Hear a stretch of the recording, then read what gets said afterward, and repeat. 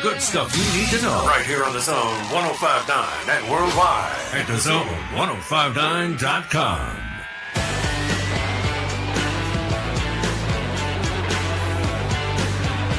All right, here we go. Off and running with you on a Tuesday. I'm Matt in the Bureau, the Mississippi Farm Bureau Insurance Studio. Mississippi Farm Bureau Insurance, go! With the home team. They are your home team at Farm Bureau Insurance all across the great state of Mississippi. Hometown heroes at your local Farm Bureau Insurance agents. I'm Matt.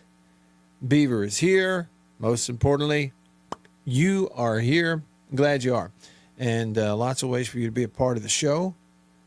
All of them remote, digital. You can call or text or comment on the live stream. That's the virtual way of plopping down at the table with us, and we'll pour you some hot coffee in your mug from High Point Roasters in New Albany. Like what I've got right there. Just right to start the show today on this Tuesday. And join the conversation. So hey to you. Yeah, if you're on the live stream, YouTube, Facebook, Twitter, hey, feel free to drop a comment there. If you post it, it pops up on this screen here in the studio right in front of me, and then I can click it, and it pops up from everybody else who's watching the stream.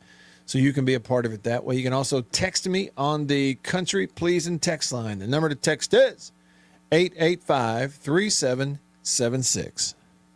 Got it? 885-3776. Text away. Country Pleasing sausage on grocery store shelves all around the Southeast. It's the best. Hands down, I don't think it's close. I think it's the best sausage in the world. I had some of the green onion flavored sausage this morning. When's the last time you had some of that? Has it been too long? It's really good stuff. I was talking to my brother-in-law, Rob Morgan, and he said one of his favorites, maybe his sure enough favorite, is pepper jack and green onion from Country Pleasing. Comes from Country Meat Packers on Highway 49 in Florence. You can also call me. That's a great way to be on the show. You know, old-fashioned phone call right there on the Junction phone. Junction delis all across the state, fueled by Prince Oil Company. So it's like you pull up to the pump, fuel in your tank. Then you go inside, get a little fuel in your belly from the Junction Deli. That's how that works. And in the meantime, call me on the phone, 897-1059, 601 number. 897-1059. Just give me a call. I got to get a phone call yesterday from Reddy Teddy. It had been a while. It was good to hear from him. All right, there's plenty to get into today on this Tuesday. It is day 2 of SEC Media Days, all that's going on in Tampa. You know, if you're something like me and you're going to complain about somebody's website at one time of the year, if at another time their website does a really good job, you should also make up for it and compliment them. Well, the SEC Sports website is doing a really good job yesterday and today. I mean, timely content, things that's happening in interviews and coaches at press conferences from SEC Media Days. They're popping it up there. Transcripts from everybody talking. It's all on the website. SEC, what is it? SECsports.com. They're doing a really good job, is what I'm saying. You don't necessarily have to be there to be able to follow it word for word. But that's going on. McDade, the coordinator of officials for the SEC, John McDade, former official. He's the one that looks like Jay Perry. Those of us from Start, we all know Jay. If you know Jay, you know what John McDade looks like. They look like brothers. But anyway, McDade, he's talked a little bit, I think, yesterday and today, interviews and such, about rules changes and that sort of thing. So I looked it up. It's not a really long list of rules changes this year for college football, but it's a pretty important list. I think I'm going to go over some of that today because I was reading it earlier. I'll just kind of pass along to you what I was thinking about that. Plus, we have 2 teams coming up today on our countdown of 80 teams in 80 days leading up to the start of the season on September the 5th. And there are 2 interesting ones today. We're 46 days away, by the way, from September 5th.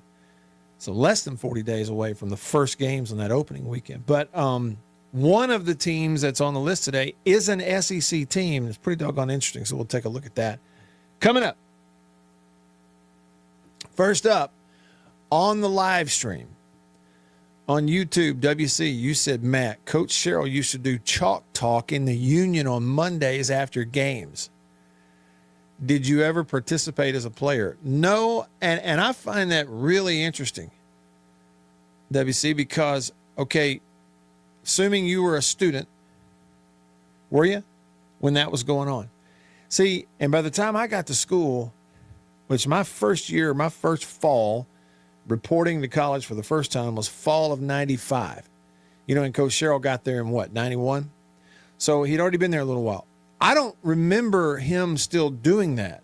If he was doing that when I was in school, which, again, I got there in 95, 99 season was my last year. If he was still doing that when I was in school, I was not aware of it at all. That's the first I've heard of it. It's really interesting to think about, though. Would it have been, WC, would it have been early 90s? Okay, yeah, you were a student, and so you sat in on some of that. So I'm assuming this would have probably been what, his first, second, third year, 91, 92, 93, somewhere in there? Fascinating. I mean, are you kidding me? How cool would that have been, looking back on it? I bet, WC, you and other students took that for granted. I mean, and Coach Sherrill. Okay, so 91, 92. And now the whole picture is coming into focus for me a little bit, WC. You're saying that in the early 90s, he had just gotten the job. He's brand new at State. He's trying to build something. And one of probably several ways of engaging everybody with his program and kind of getting the momentum going a little bit in Starkville was on Mondays after games going and doing chalk talk in the Union. You said he had a projector and a chalkboard, and he'd show you a play, and he'd draw stuff up on there that's going on. That is fascinating. I've never heard of another coach doing that I know of for students. WC, how many students would attend that back then? Okay, and you're saying the players came too? WC, you said he would show the video clips and the players talked about the plays. That's fascinating.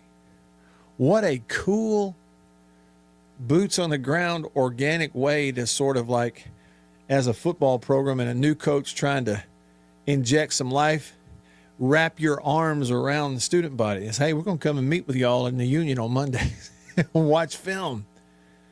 That is really neat. I would have loved to have been able to be in on that. Okay, and you say 50 to 100 students to start with, but it grew really quickly. Hey, I mean, I bet you learned something too, didn't you?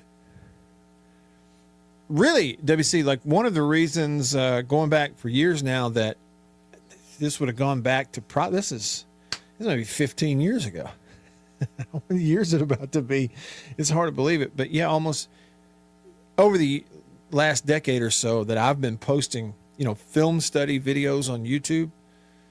It started with, there was this, I can't even remember the specifics now, but the whole genesis of that idea for me, it started with, there was something that fans were sort of arguing about, a Mississippi State play online. And I was looking at that going, man, there's a lot of people that are misinformed about what was happening on that play. And I thought, well, I'm going to draw it up and put it out there. And it got a response. And so I just kept doing it. That's really neat.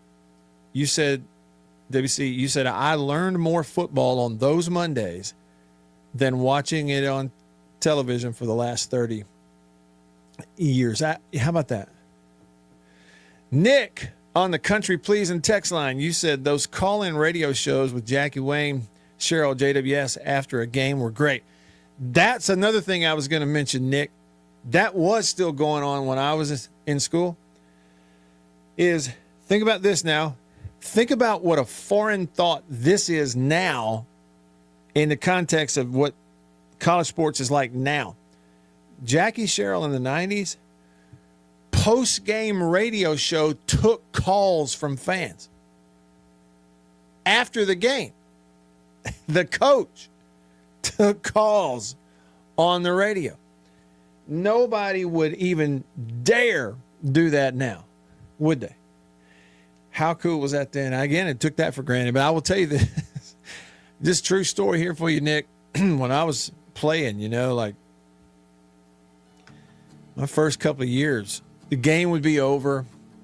You know, I'd get showered up and dressed. I'd meet my parents outside the locker room, and I'd be walking through what is now the junction area, tailgating areas. I'd be walking with my family back to their car, wherever they parked.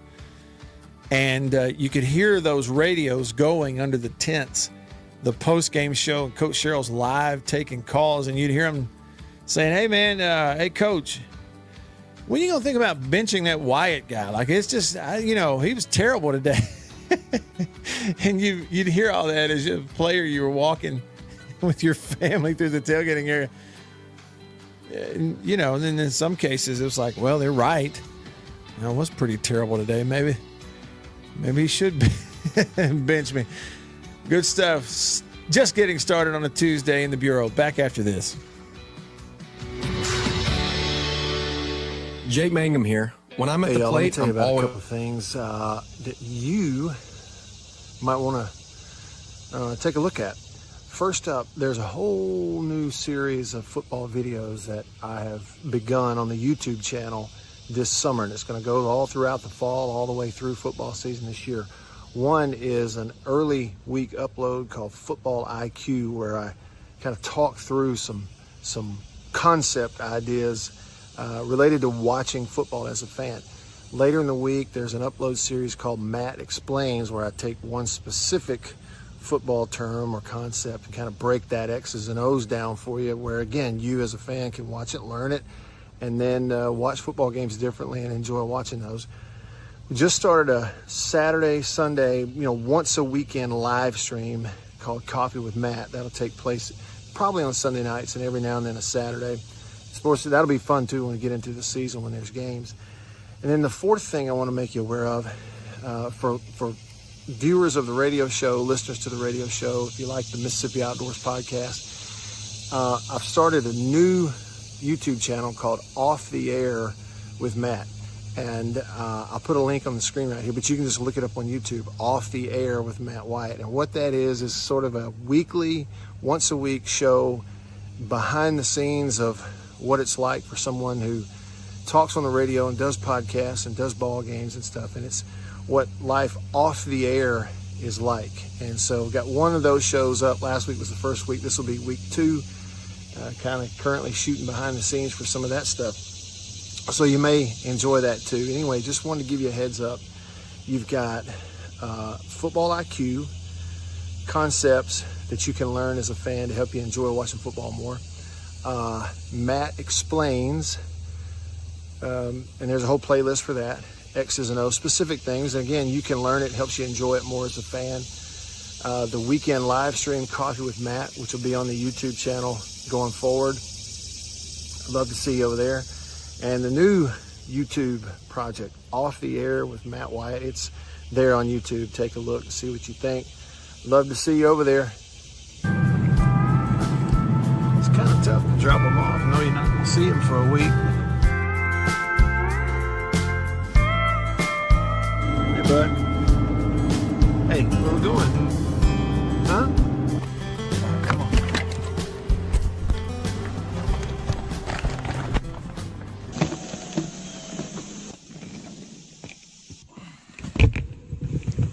All right, Mary, we're about to be in Alabama, and you know what your mama says? She says, you'd think Nick Saban could have 4-lane this road if he wanted to.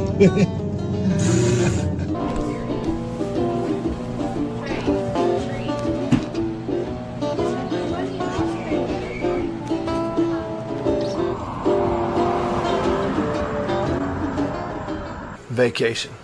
What do you think about it? You work hard. You're supposed to work hard. We are supposed to work hard. Okay, and then where's the fine line in resting, being still? Okay, I was still saying, you stop and smell the roses. This week a senator passed away, and it was sudden. One day he's working and overseas and sort of being an ambassador for the United States and other areas, and then he comes home, and the next thing you know, click, he's gone. And so kind of thing that happens every day with people we know and people we love, where you're reminded, we just don't know. You don't know how many days you have. You don't know how many hours. It's a guarantee that at some point life will be over, And we'll have unfinished projects and unfinished business and things we were going to clean up that we didn't. And 1059 and coming to you worldwide at thezone1059.com.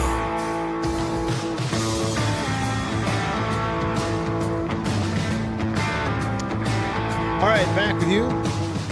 Rolling along here on this Tuesday in the Bureau, the Mississippi Farm Bureau Insurance Studio. Mississippi Farm Bureau Insurance, go with the home team. Danny, you commented on Facebook. What's up?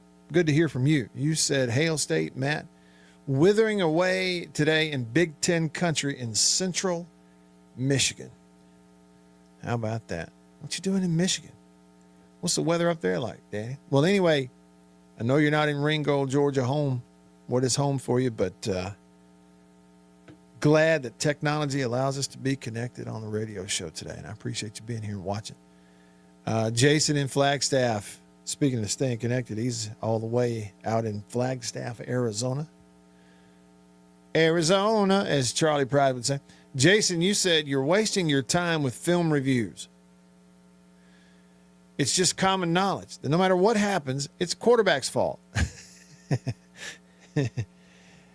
Yeah, I'm picking up your sarcasm there, Jason. Yeah, right. But that is the prevailing wisdom. It's a quarterback's fault. Bench him. Danny, so you're in Central Michigan. Yesterday, one of the 4 teams that we had on the countdown of 80 teams in 80 days was Western Michigan. And I mentioned that I often get the Western Michigan Broncos mixed up with the Central Michigan Chippewas. I'm bad about getting them mixed up. So let's make Western Michigan, they're brown and yellow. It's not great. They make it look good. And then Central Michigan, I think, has them kind of the burgundy and gold, and they're the Chippewas, that being the difference there. That being the major difference. All right. Where's the train? Over to the Junction phone. Junction Delis across the state of Mississippi. It has been a little while. He always complains that he can't hear me. On line 1 of the Junction phone, it is Rooster. Rooster, happy Tuesday. What's up? See, I told you. Rooster, you've got the floor, sir. Can't hear me. He can't hear? Rooster, in 3, 2, and that's it. It's not happening. This is hard. I appreciate it. Rooster, if you're listening on the radio, I appreciate you calling. I'm sorry that we couldn't get connected on the phone there. Call us back. We'll try it again. All right, here we go. Another team on the countdown of 80 teams in 80 days. Today we are 46 days away from the start of the season. The first full Saturday of September 5th, 46 days away. We have 2 teams today. And the first one on the countdown from the SEC, the mighty SEC, is...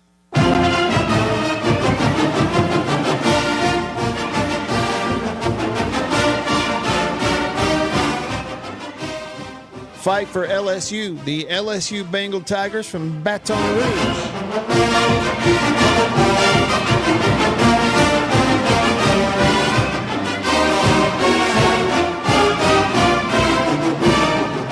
Yeah, so new coach, pretty much a new team, new feel, new vibe. They're going to try to get Lane to replicate at LSU what he was able to do at Ole Miss. And they want to do it quickly. He told them, back off. It takes a little while. They're like, nope, $60 million. It better happen quick. And a note on their fight song in a minute, too. What do they call them? A golden band from Tigerland? Anyway, they're great. They got a great band at LSU. Last season, before the coaching change, part of the reason, LSU finished way down the pack in the SEC. They were 7-6 overall, 3-5 in the SEC.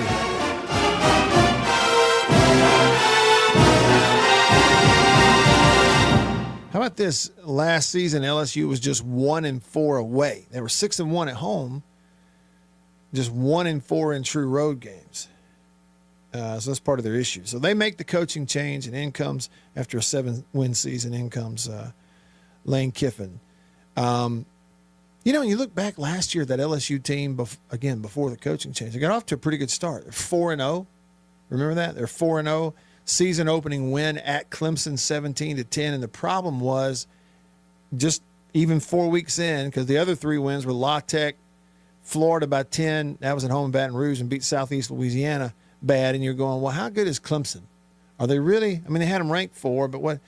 And then shortly after the 4-0 start, LSU went 1-4 in their next 5 games. Started with the loss at Ole Miss, 24-19, to beat South Carolina. And then 3 losses in a row. Went to Vandy and got beat by a touchdown.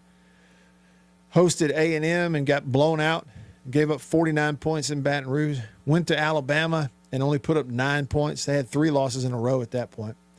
And then the last 3 games of the year, they beat Arkansas and Western Kentucky and then lost to Oklahoma. Played in a bowl game, lost to Houston, and there's your 7-6 record a year ago. Schedule this year for LSU, year 1 under Lane Kiffin. Season opener in 46 days in Baton Rouge. They will host Clemson. In goes Dabo and Clemson into Baton Rouge. That ought to be a doozy now. We'll be looking forward to that.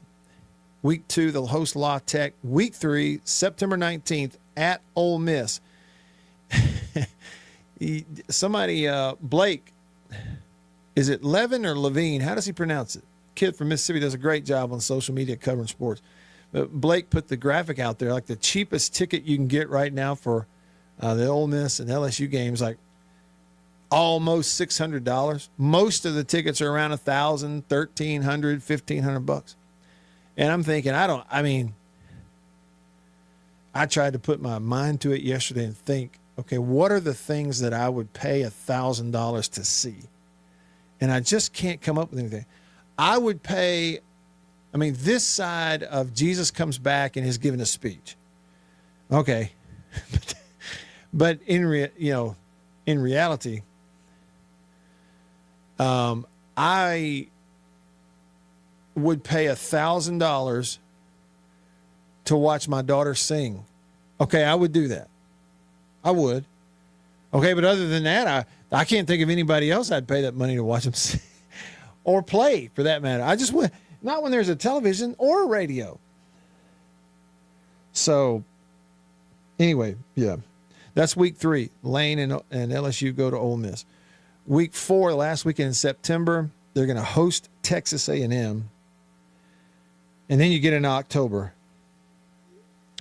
They're going to host McNeese to start October. Then they go to Kentucky. Then they host State in Baton Rouge on the 17th of October. Next to last weekend of that month, they'll go to Auburn. They'll take Halloween weekend off after the trip to Auburn, and then finish up with this stretch in November. Alabama in Baton Rouge, Texas in Baton Rouge, Tennessee in Knoxville on the 21st of November. In the last game of the year, they go to Arkansas in Fayetteville. So really, you got the week 3 trip to Ole Miss, but really it's a very favorable schedule for them, isn't it? When you consider, okay, Texas A&M, and Alabama are all home games for them. Road games this year for them include Kentucky and Auburn and Arkansas, 3 teams that frankly LSU ought to be able to beat them anywhere. And I know it's a total turnover thing, but pretty favorable schedule for Lane Kiffin and LSU in year 1 of his deal there. It looks favorable to me. Now, the other thing, I mentioned new team. I'm going to spend a little bit more time on this. I know the music is about to start, so I'm going to have to carry it over. And by the way, hey to you, Will on YouTube. Appreciate you. Happy Tuesday to you. Glad you're here. Y'all text, call, or comment. LSU, according to the internet, has 41 transfers into their program with this coaching change and 38 transfers out of the program. 38 out, 41 transfers in. A couple of those transfers went to LSU from Ole Miss, and Ole Miss is mad about it because Ole Miss had already paid them and they want their money back. But that's neither here nor there, frankly, in this particular day and age. So I'm not done with LSU. More on those transfers that Kiffin's got down there. And more on that, what I told you, that quote-unquote fight song for LSU. We'll see which one of those you like when we come back. Just getting started with you here today on this Tuesday in the Bureau. I'm Matt. Beaver is here. Back after this.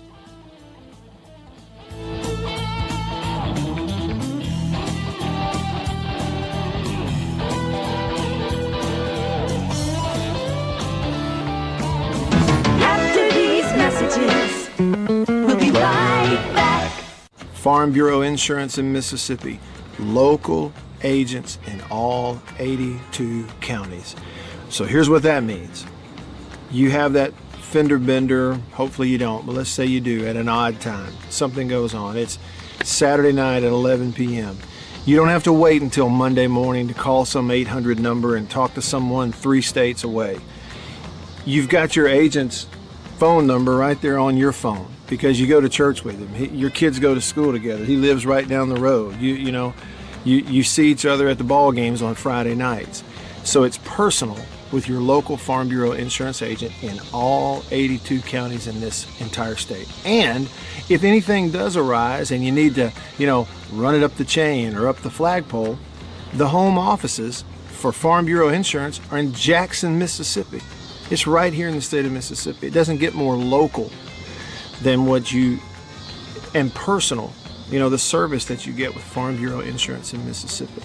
I can't recommend them highly enough. And if you haven't, recently, let them give you a quote. Home, life, auto. It's Farm Bureau Insurance. Go with the home team. After these messages, we'll be right back. Well, look at what we have here. Christmas come early. Boom. Little green onion country pleasing. That's not all. Little original smoked sausage flavor. That's not all. Jalapeno and cheddar. It has to be one of my favorite, just judging by how much of that stuff I eat.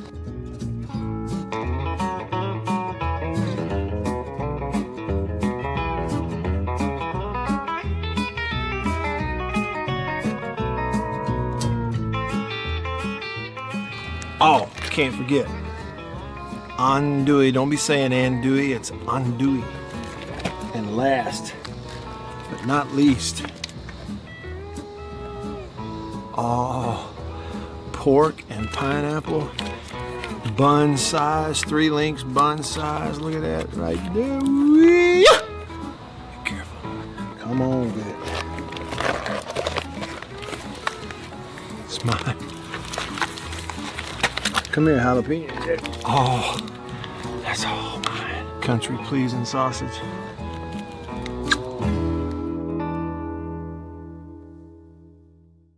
We'll be right back after this message from C Spire.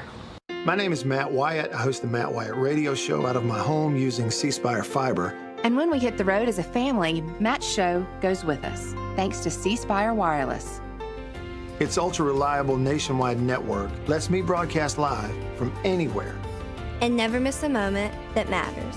Connecting you to what inspires you most on C Spire's blazing fast 5G network. And right now, get your choice of free phone. That's customer inspired. That's C Spire. Y'all like coffee? I know you do. Check it out. Little High Point Roasters from New Albany, Mississippi. That is the breakfast blend. It's whole bean. And if you notice, that's how much I've had already. Brazil Oberon. Not Ogeron or Orgeron, you LSU. No, Brazil Oberon. That ain't all. We got that. What flavor is that? Papua New Guinea grade AA. Bring it on. High Point Roasters, New Albany, Mississippi. Roasted right there. That's whole bean. One more. I got more. even losing a game. You're going to hear about them all and get to talk about it with Matt Wyatt right here, right now on the Zone 105.9 and worldwide at thezone1059.com.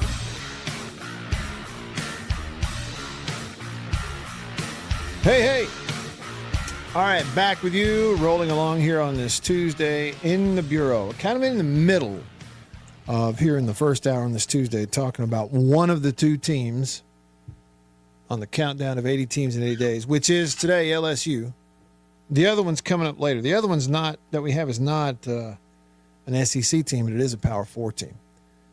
LSU. So I played you their fight song. Well, I'll come back to that. Hang on. Will, you said on YouTube that's a whole new football team in Baton Rouge. It is. 41 transfers in with the coaching change, 38 transfers out.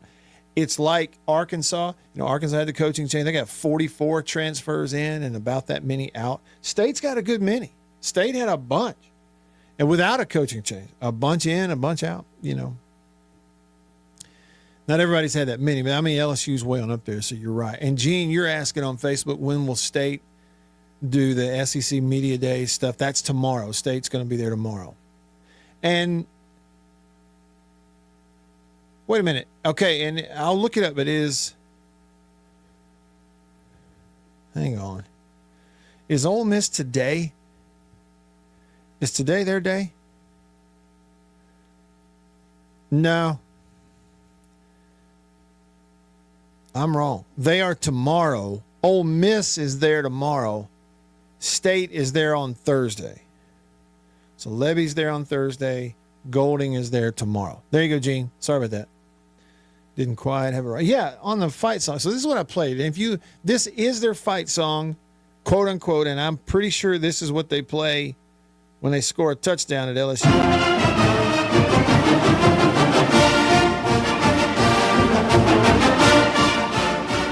I mean, I think it is.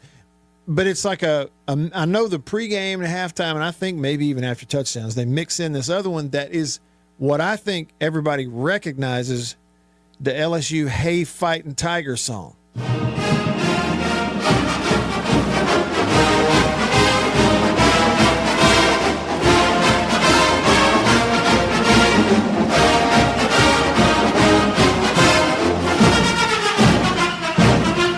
Yeah, pretty sure.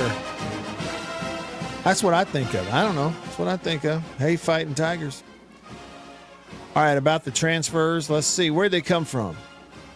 Where did they come? You had two from Ole Miss. Like I said, Ole Miss trying to get their money back. They paid those guys, and they want their buyouts paid.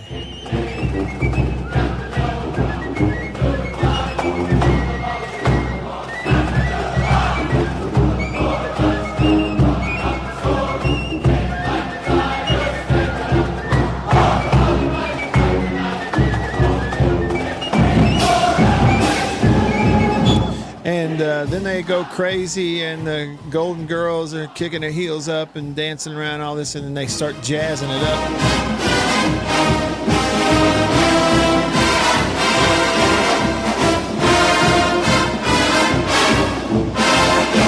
Yeah, it's pretty good. So for Kiffin, a quarterback transferred in from Middle Tennessee. Of course, the edge rusher, Prince Will from Ole Miss, a linebacker from Ole Miss, linebacker Maryland, safety from Baylor, offensive lineman Colorado, a safety from Ohio State. There's an offensive lineman from Ole Miss, so another one of those. Tight end from Oregon, tackle from Kentucky, receiver Ole Miss. I got more Ole Miss guys went in there than I realized. Quarterback from Southern Cal, Huson Longstreet. Is he going to play for him? Edge rusher from Tennessee. Edge rusher from South Carolina. Kicker from Arkansas. Offensive lineman, Tennessee. A punter and a long snapper from Florida. Went special teams, went to Florida, got him some special teams. There's Nicholls State, offensive lineman, running back from Charlotte. quarterback from Arizona State, Sam Levitt. We all know about that. Defensive lineman, Clemson. Tight end from Pitt. Receiver from Troy. Anyway, let's see. Boise, South Florida, Central Florida, Old Dominion, Wisconsin, Auburn, Utah, Kansas State, another one from Baylor, Hawaii, Marshall, South Alabama. There's one I don't know. Oklahoma State, UTSA, UTEP, Illinois, and that's where the transfers in are from, of those 41 that transferred in. And the makeup of their coaching staff, that's another thing. You know, forgive me for not having it memorized. I just remember that there was a big deal about who was going to go with Lane Kiffin to coach down there, and who was going to stay at Ole Miss, because everybody's mad at him. He was trying to get coaches out for the bowl game and all that kind of stuff. So Charlie Weiss Jr. is their offensive coordinator. We know who that is. Co-offensive coordinator Joe Cox, coaching the tight ends, former Georgia quarterback. Chris Kiffin, his brother, is a co-defensive coordinator coaching linebackers. But your other linebackers coach, who is the defensive coordinator down there, is Blake Baker. And it's just a few of the names. Don't forget that old Ed Orgeron is back in Baton Rouge as a special assistant to recruiting and defense. And then here's a name, the head strength and conditioning coach at LSU, Nick Savage, formerly Mississippi State, and came up under Bayless, right? Isn't Savage a Bayless in the Bayless strength and conditioning coaching tree? I think he is. Jason in Flagstaff, you said, talking about LSU, I'm not convinced that Sam Levitt is what he's been sold as. I can absolutely see what they're hoping for, but I've seen a lot of holes from that guy the last 2 years and no consistency. He's great sometimes. When plays break down, but dude got straight Jesse Palmered by the crowd in Starkville and cannot quit getting himself hurt. Yeah, he's physically so talented, though. Gifted and talented. Hey, and I'll say this, Jason. I'll say this. And I know it's not just him, but Lane Kiffin, he's had that magic wand with quarterbacks. He's had it. I go all the way back to what he did with Blake Sims at Alabama in 2014. Maybe 15 too. I can't remember, but in 14. Blake Sims, a converted running back. Guy's like not even 6 feet tall. He's a converted running back who the only pro opportunities after college he got was as a running back somewhere. Lane Kiffin turns him into an RPO option quarterback who set passing records at Alabama. The guy's got a magic wand on quarterback, so who knows what you're going to get. Hey, but here's a treat for you. Since we're talking about LSU, I found this the other day. Here is 1992 picking the game, LSU versus Tulane. Leonard's losers. LSU versus Tulane. The green wave rolls up the Mississippi to the Tiger's Den in the Red Stick community, and they'll have their water guns ready to drown the Bengals. But this year, they won't have enough force to get the cats wet. Leonard's loser, Tulane. Did you hear how he said, did you hear how Leonard Postostis said Bengals instead of Bengals or Bengal Tigers? Listen to it one more time. LSU versus Tulane. The green wave rolls up the Mississippi to the Tiger's Den in the Red Stick community, and they'll have their water guns ready to drown the Bengals. But this year, they won't have enough force to get the cats wet. Leonard's loser, Tulane. Bengals. Bulldog Blitz, you texted the show, and you said, I thought Blake Sims was a converted defensive back. I was thinking it was a running back. Yeah, I mean, it's not a huge difference either way. I mean, it's like the guy's a phenomenal athlete, okay, and did one heck of a job playing quarterback in that offense. Could ever more throw the ball, and he beat more people converting third and longs pulling the ball down and running that year than anybody I've seen in recent, but he could throw it. And so I'm saying it wasn't just serviceable. Go look. Like pre-Tua, before Tua came along, number one all time in the passing categories in Alabama, not Jay Barker, not Kenny Stabler. No, it was Blake Sims, who Lane Kiffin converted from some other position. He can flat put an offense around a guy and have him confident when he goes out there. That's for sure. All right. What do you think? I'll get your texts and your phone calls and your comments coming up here on this Tuesday in the Bureau. I'm Matt. Beaver's here. Stick around.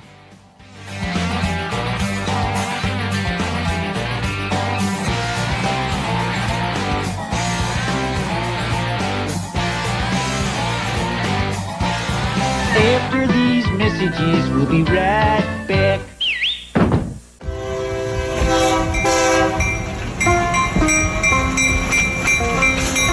The Junction Delis, convenience redefined, and Prince Oil Company, a match made in heaven. The Junction Deli, fueled by Prince Oil Company. Prince Oil Company has been fueling Central Mississippi since 1960. It's a pretty good little while. Wonderful people. Man, am I ever more tickled that they're a part of the show and I'm a part of their team now.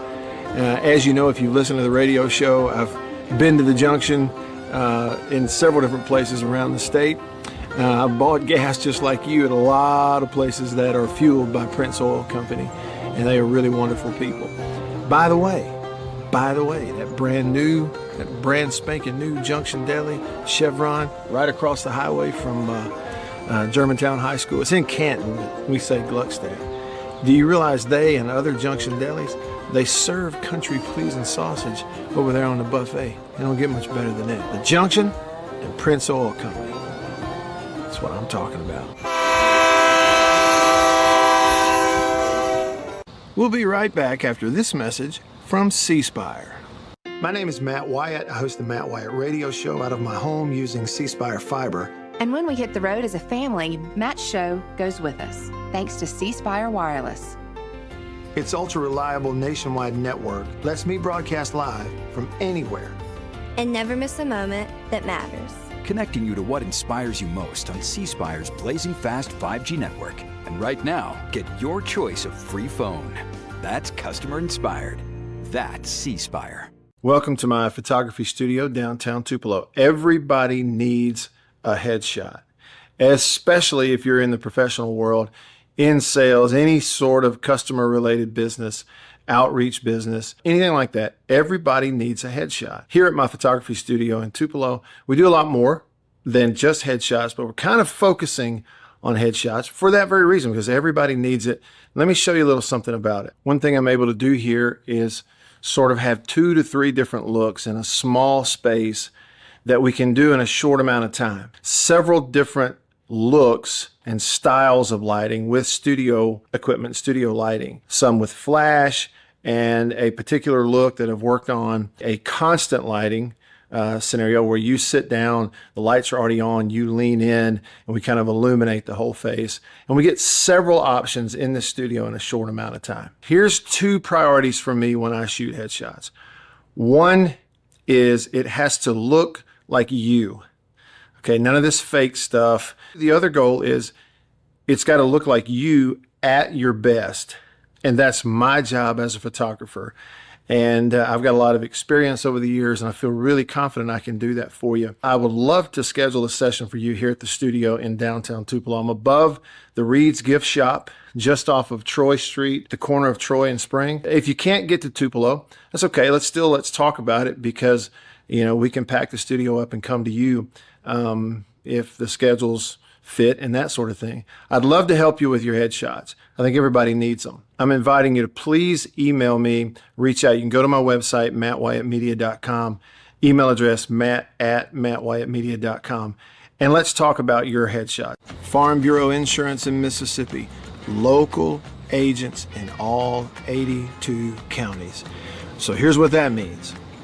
You have that fender bender, hopefully you don't, but let's say you do at an odd time. Something goes on. It's Saturday night at 11 p.m.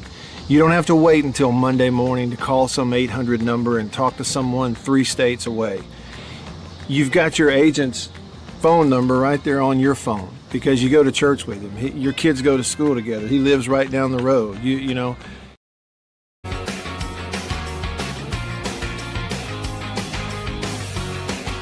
All right, let's try it again. A little while ago, it didn't work. I'm sure he'll blame it on us. Let's try. Over here on the junction phone, fueled by Prince Oil Company. Here comes the train, the junction train. That's right, on line 1 of the junction phone. Rooster. Come in, Rooster. Are you still there? It's not your fault. It's my fault. Oh, it's your fault. Okay. Yep. Got you loud and clear. What's up? Screwy cell phone, and I apologize. All my devices are broken. I hadn't been listening to the show. I got to get a radio. I don't know how to put it up online. I'll get a radio today. But listen, enough football talk. Let's talk about baseball. Guys, I'm kidding. We can't get enough of football ever. But are you following the Boston Red Sox? No, I have not followed the Red Sox. What do I need to know? Well, I'm going to give your listening audience a Rooster lock. I'm bragging. Rooster lock's about 90% effective, in my career. All right. But the Boston Red Sox have won 14 games in a row. They are going for number 15 in a row today. Wow. And that's a Rooster lock. They'll get 15 today. And Matt, why do I say that? Well, on the mound, it's not Tonto. Tonto's not pitching, but the Lone Ranger is. The Ranger Suarez is on the mound. He's the dude from Venezuela. So we'll give the listening audience. Okay. I think the game's at 6 o'clock, 7 o'clock. Okay, but you're saying so the Red Sox have won 14 in a row, and they are still 6 games back of Tampa in their division. Yeah. Wow. Correct. How about that? All right. Thanks for the heads up, Rooster. Hey, good to hear from you. Appreciate the phone call. God bless. God bless you. So Red Sox Rangers tonight. They've won 14 in a row and still 6 games back in their division. And they are 4.5 games back of the Yankees in second place. Yankees are only a game and a half back. But they're 4.5 behind the Yankees, who are currently the runner-up in the division behind Tampa. Yankees beat the Pirates last night because they didn't start Jake Mangum and let him bat leadoff. They gave him a rest. Watch what happens. Even when he doesn't have a big stat line in the leadoff role, they win when Jake's playing. He has that effect. That's just me. Enter Possum Neck Joe and Beaver, who will make fun of me and say that I have a weird obsession with Jake Mangum. No, I'm a fan, and I know what I'm looking at. Yeah, rightfully so. If Joe was listening, oh my God, I thought before you even said his name, when you made that statement with a straight face, you said it in clear daylight, and then trying to say, they're going to make fun of me for it. I'm being rational. I am being rational. I bet you they have a definitely a plus record when they start Jake and let him bat leadoff. What you want to bet on that, Beav? How many boxes of Little Debbie's if I start looking this up? Oh man. Let's go 2. You go 2 boxes? Yeah. I mean, you're probably going to win that, but yes, let's do it. 2. Okay. 2 boxes. 2 boxes. And here's the deal. I'll be there next week. Okay, so one of us pays up between now and next Tuesday. The question is, Beav, are we going to count games as of today or any games that happen this week between now and Tuesday? You decide. It doesn't matter to me. I thought you were talking about so far this season. Okay, so we'll go so far as of July 21st. Yes. All right, I'll do that. That's going to take a little work on my part, but I'll find it and then see if I'm overly I'll see obsessed. what I can do. I got spare time over here. You got time to look it up? Yeah. And put the math to it. Hey, and by the way, too, love Rooster. As long as he's been calling this radio station and this show, Beaver still, to this day, has yet to learn to take his phone off of speakerphone and hold it up to his head and talk to us. In his defense, he did say it was broken, but maybe so. At least he's persistent. He got back in. All right, so the bet is on. We're going to see what the Pirates' record is with Jake batting leadoff versus what it is with him not doing it. And that'll determine which one of us is getting Little Debbie's that Beaver no longer eats. Yeah, well, maybe if you win, I ought to get you something other than Little Debbie's because you're not eating them anymore. Oh, yeah. Okay. So what'll it be? I'll have to find... Oh, you know what? You owe me a tub of Greek yogurt. How about that? All right. Greek yogurt. Vanilla? Plain... Yeah. 𝐊𝐲 plain non-fat Greek yogurt. That sounds so exciting. You know what it sounds like, Beav? It sounds like, you go to get, let's say you go somewhere to stand in line and get quote unquote coffee, but your quote unquote coffee, you need about 10 words to describe how to make it. Yeah. That's what that sounds like. Spot on. All right. So there it is. You're getting yogurt or I'm getting Little Debbie's based on the stats. And we will check that out. And I keep repeating that, Beaver, hoping that somebody is listening who's a mathematician and a stats head and really, brilliant, who will maybe do this for me. If not, I'll go look it all up. Will, you said on YouTube, Matt, with all of Lane's missed shots at Bama the last few years, what do you think held him back from beating them at Ole Miss? Talent, scheme, bad luck?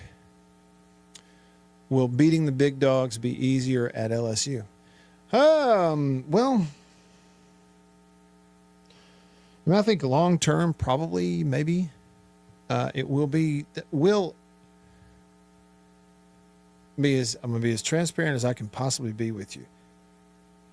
The last couple of years, I've been in a real foul mood as it pertained to college football. I became really cynical and negative.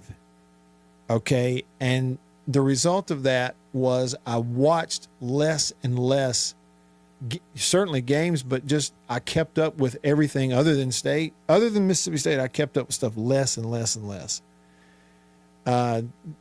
Just because, I was increasingly like getting negative and kind of being grossed out by all of it.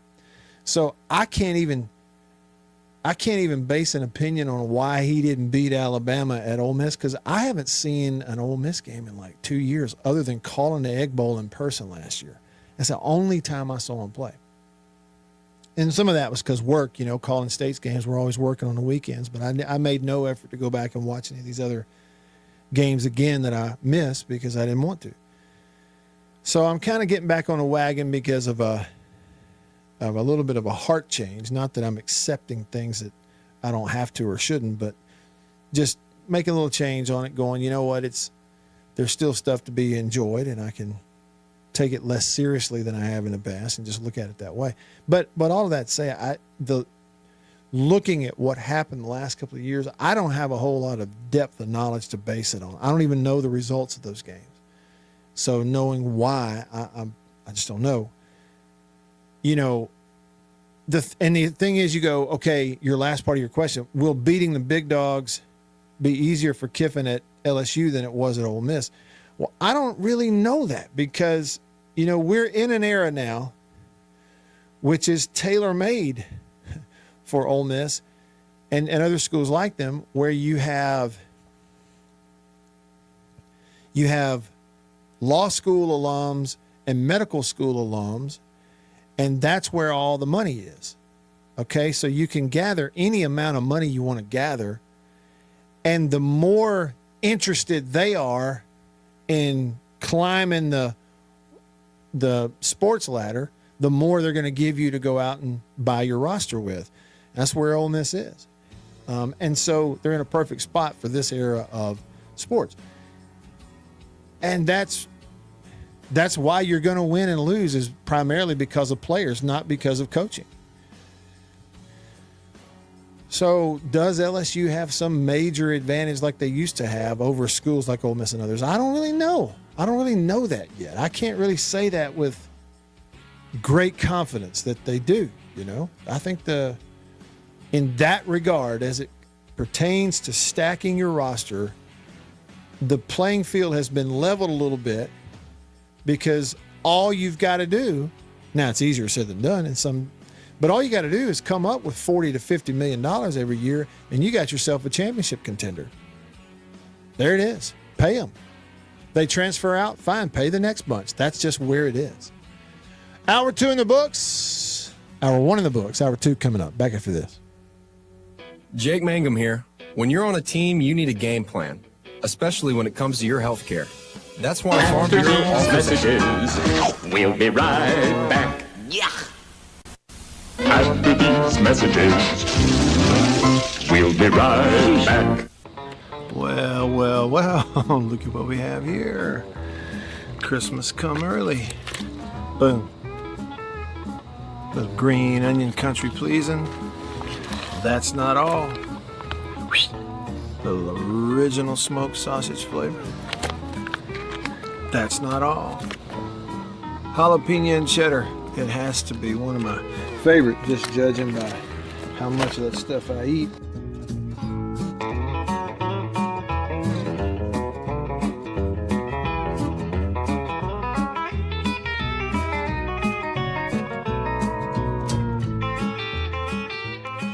Oh, can't forget. Andouille. Don't be saying andouille, it's andouille. And last, but not least, pork and pineapple. Bun size, 3 links bun size. Look at that right there. Be careful. Come on, get it. It's mine. Come here, jalapeno. Oh, that's all mine. Country pleasing sausage.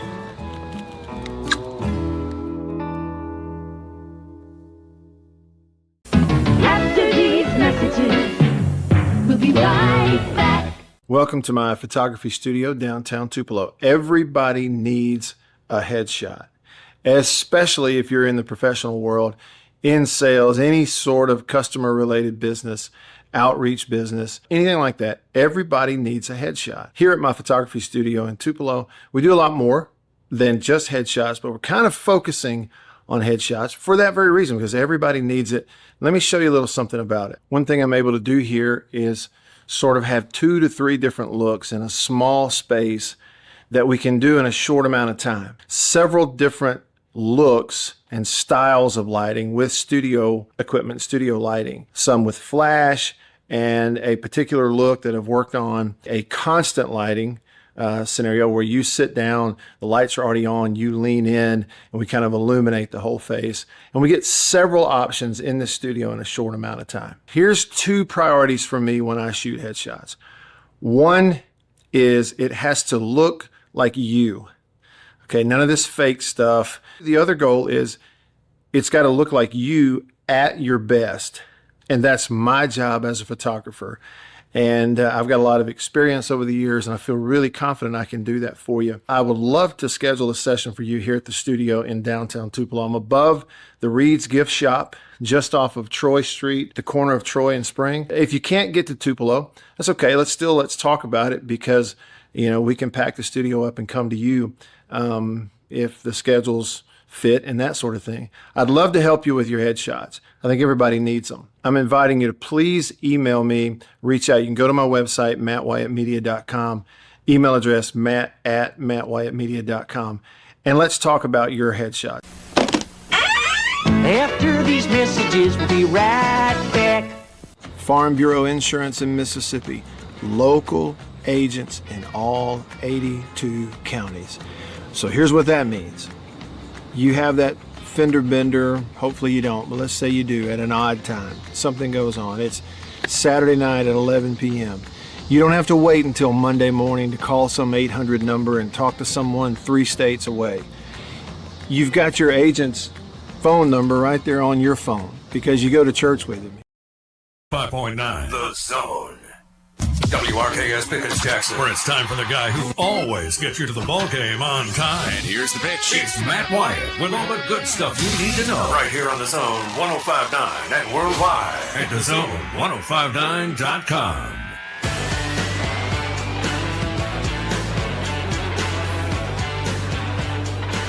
Back with you. I'm Matt in the Bureau, the Mississippi Farm Bureau Insurance Studio. Farm Bureau, go with the home team. Now, I gotta explain something.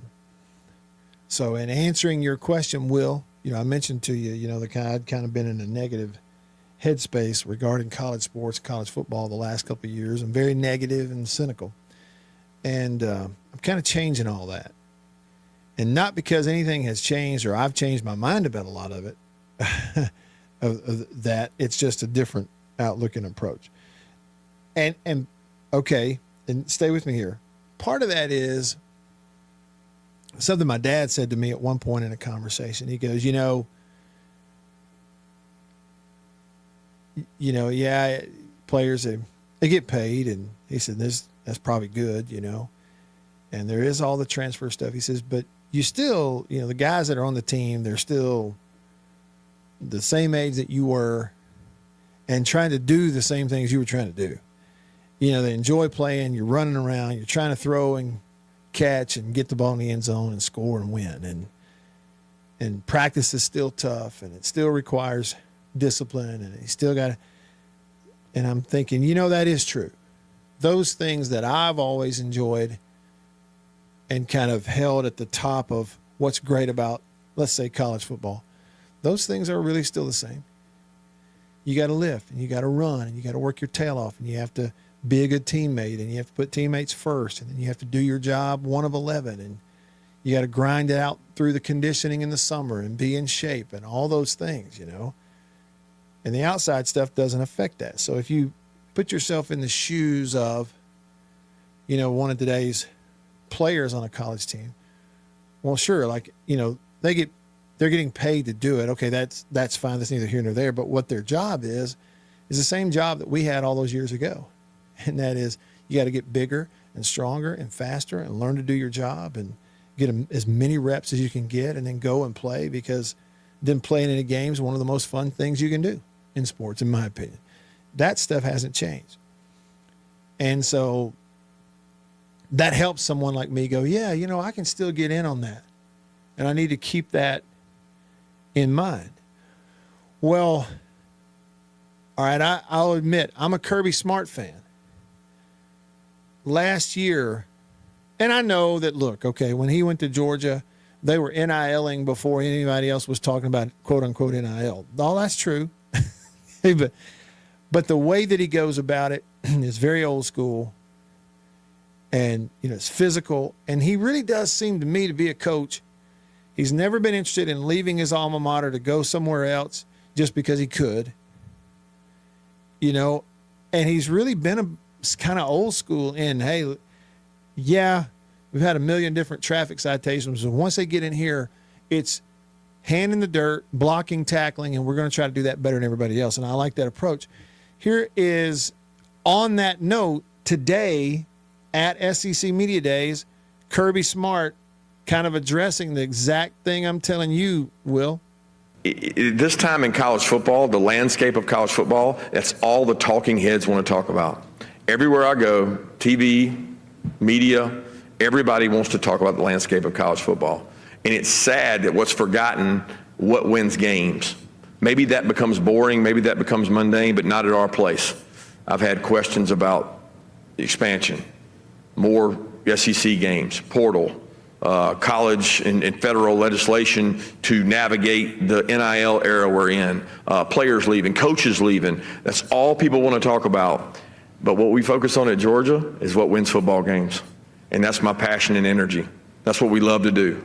We love to grind it out, play physical football, be explosive in offense, be explosive in defense by how you create turnovers and what you do to create sacks. But at the end of the day, I don't enjoy talking about all these things that are the landscape of college football. I enjoy talking about what wins and what allows our team to have the best chance. The consistency and performance is probably what I'm most proud of over the last 10 to 11 years, including this season. And the consistency and performance is what Georgia's been built on. Can we repeatedly do and be successful regardless of who comes in and out of your program?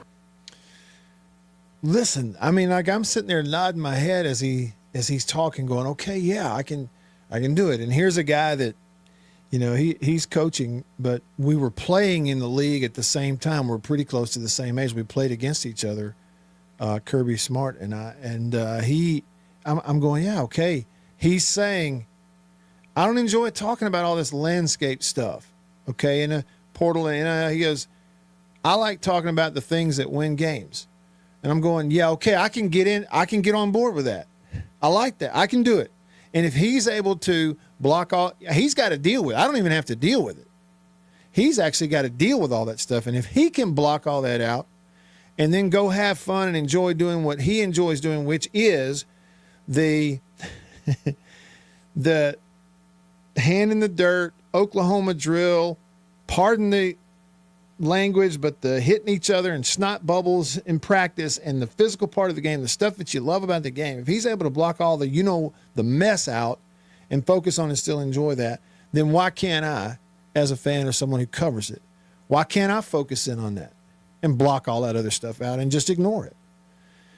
And he's right. They've largely done it. They haven't won every national championship in the last 10 years, but they've been in the mix for every one.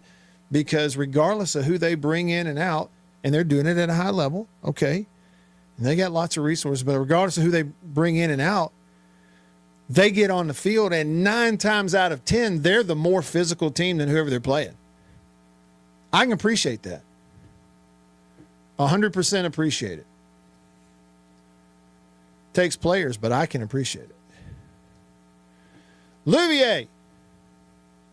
Man, it's good to hear from you on the Country Pleasing text line. You said the 𝐤𝐬𝐬𝐢 family is very pleased that there is a lot of money in today's college football. Very pleased indeed. Signed, Go Monarchs. 𝐤𝐬𝐬𝐢, did you even hear yesterday? Your Monarchs, one of the teams on the countdown of 80 teams in 80 days yesterday on this show, fight song and all, and we made sure everybody knew that there was a staff member at Old Dominion with a very familiar name to anyone who listens to this show. I just want to know if you heard it.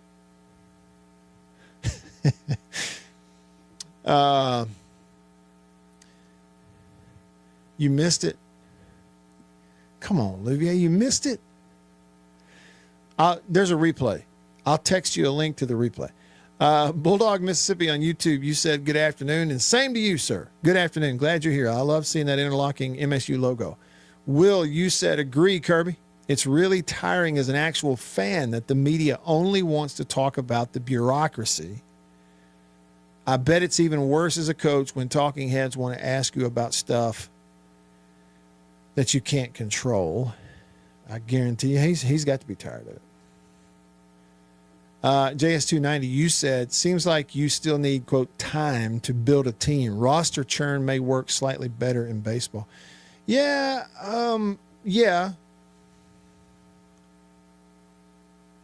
There's probably some truth to that, JS290, because you have so many going in and out every year. It's going to be hard to really develop younger players over a longer period of time. But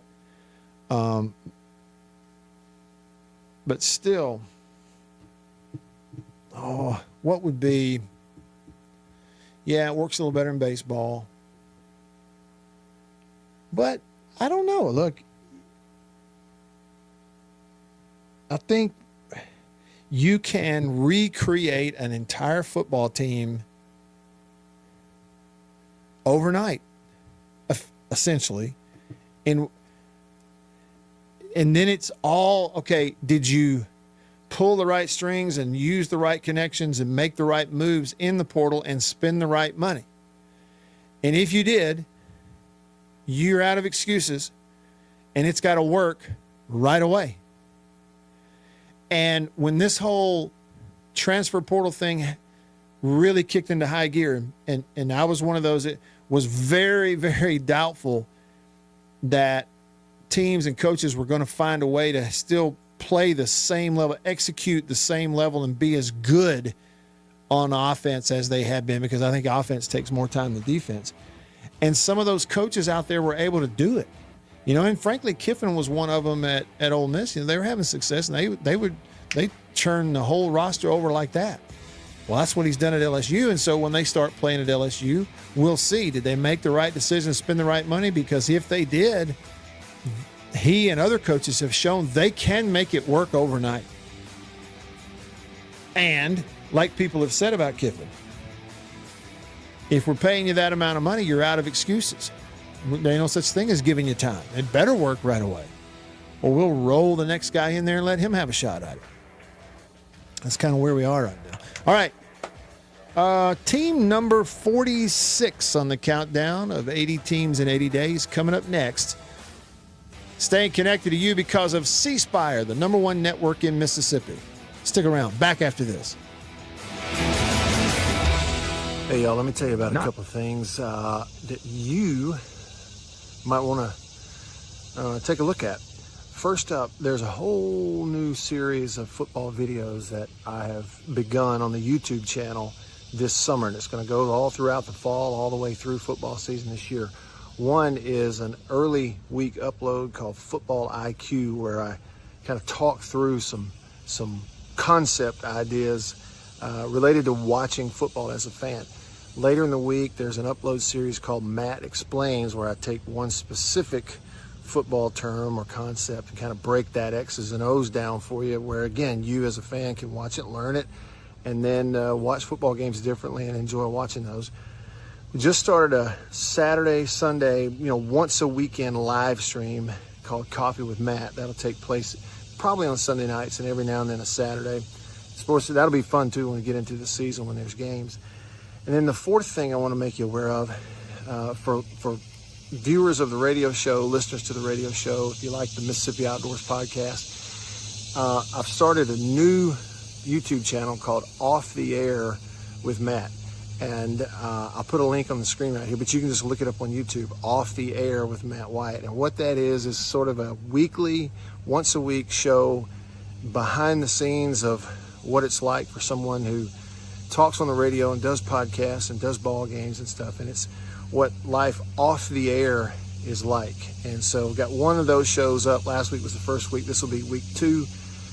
Kind of currently shooting behind the scenes for some of that stuff. So you may enjoy that too. Anyway, just wanted to give you a heads up.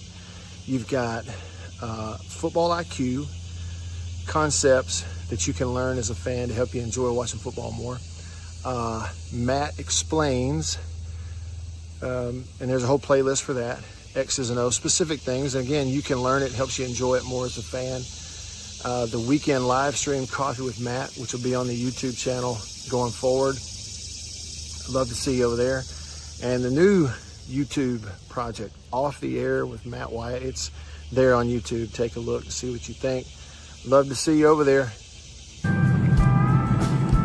It's kind of tough to drop them off. No, you're not going to see them for a week. Hey, bud. Hey, where we going? Huh? Come on.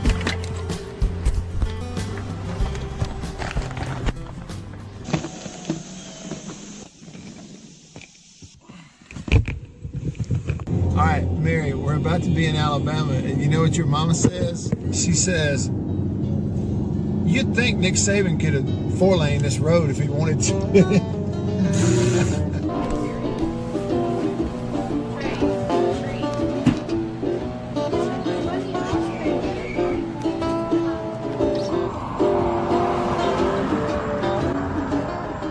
Vacation. What do you think about it? You work hard. You're supposed to work hard. We are supposed to work hard.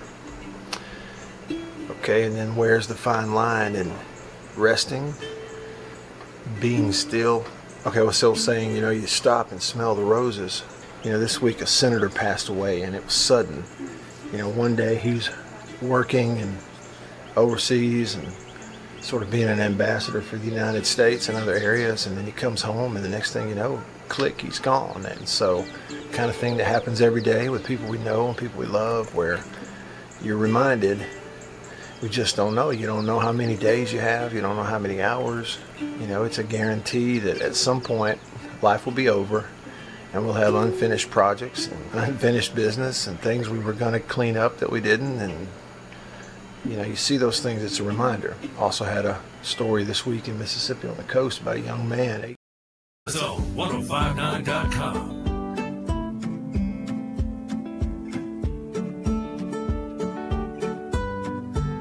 All right, back with you, rolling along. Having a good day on a Tuesday in the Bureau here with you. Thanks in part to hot coffee from High Point Roasters. Easy for me to say. High Point Roasters in New Albany, Mississippi. Oh, go to highpointroasters.com. Get you some. Single origin from all over the world. Blends they've developed. Whole bean or already ground. Big 1 pound bags of it, so you're not going to run out anytime soon. And it shows up on your doorstep. Just order it online. Tell them I sent you. Go to highpointroasters.com. It's really good coffee. My humble opinion. Yeah, JS290, what you said about, it still seems like you need time to build a team. And I do think it's true. But it's a different ball game now than it used to be, right? Like time in the old days was it take you 4 years? Time now is, get your feet on the ground, and in a year you better be doing something. But I guess it also has to do with the people in charge that have their hands on it. They also know what kind of resources you're putting into it. And if let's just be honest with you, in a day and an age where you're paying all the players, you have to negotiate with them and come up with a number that they want and can demand, and you can pay them to get them to come play for you. Well,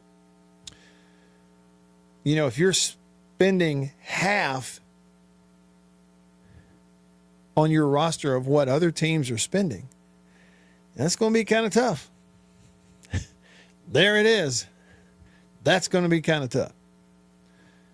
And there's been sort of an element of that in the old days when you thought that there was an NCAA, and of course now when there is no NCAA, it's still the case.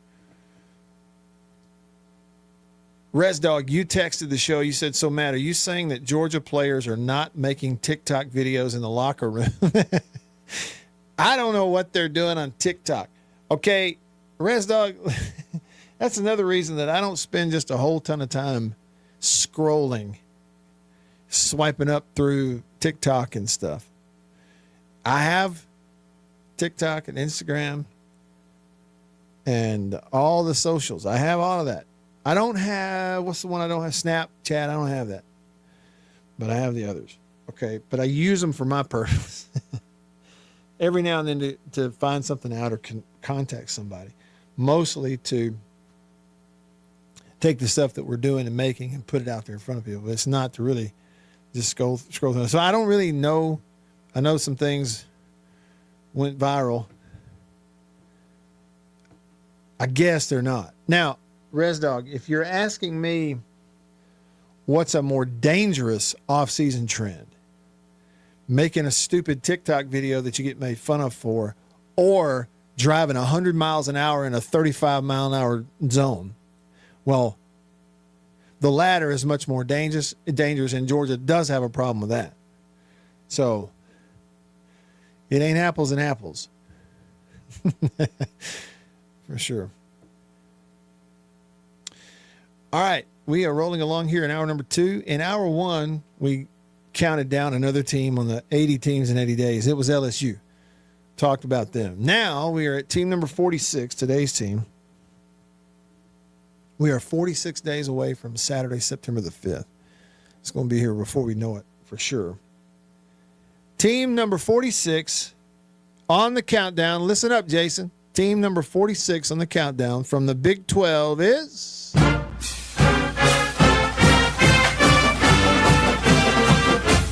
Arizona.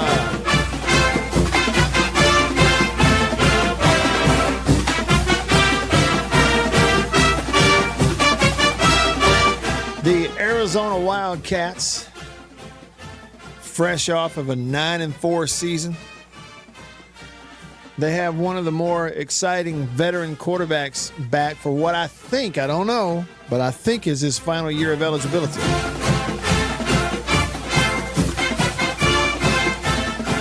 Noah Fafita, and he's about 5 feet tall. But that rascal can play.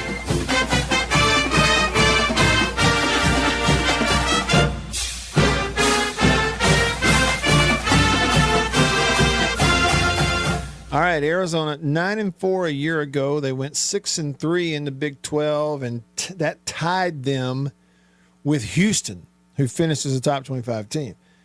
So Arizona State, and Houston all went 6-3 in the Big 12 last year. Everybody was chasing Texas Tech, but Arizona was one game better than Arizona State overall, 9-4. Arizona State went 8-5.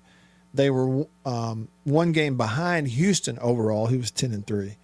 But they all had the same conference record.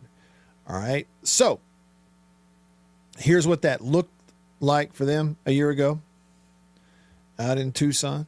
They started the year on a 3-game win streak, beat Hawaii, Weber State, and Kansas State 1-2-3. First 2 weeks, they were over 40 points, and they beat Kansas State, close game, 23-17. So they're sitting there 3-0. And the last weekend of September, they had to go to Iowa State and face Matt Campbell.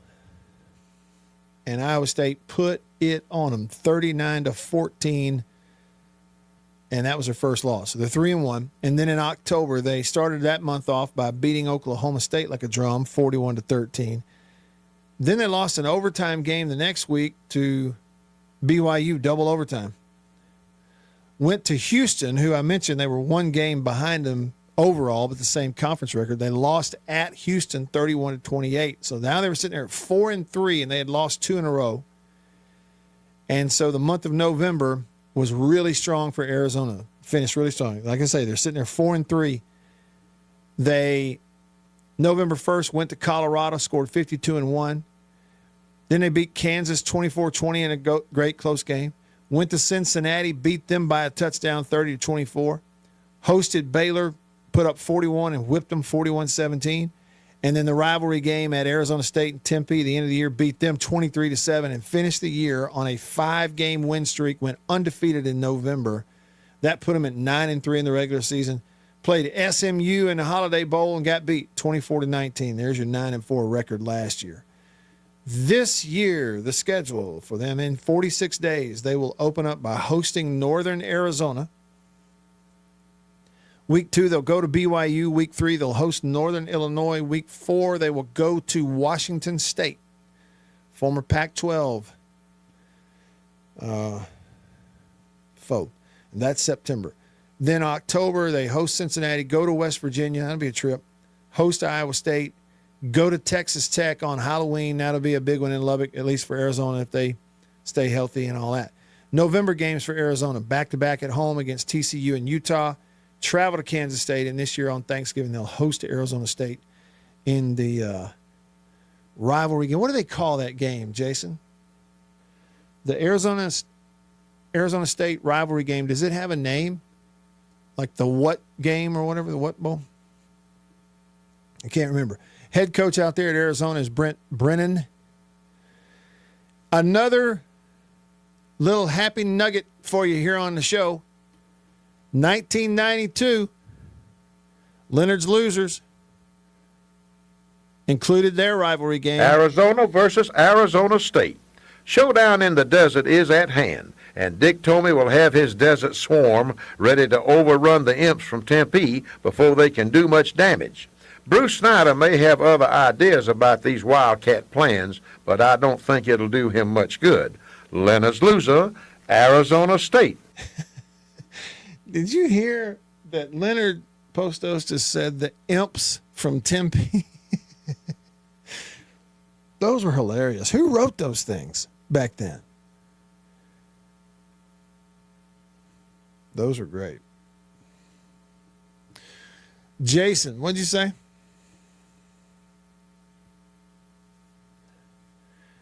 You texted and said,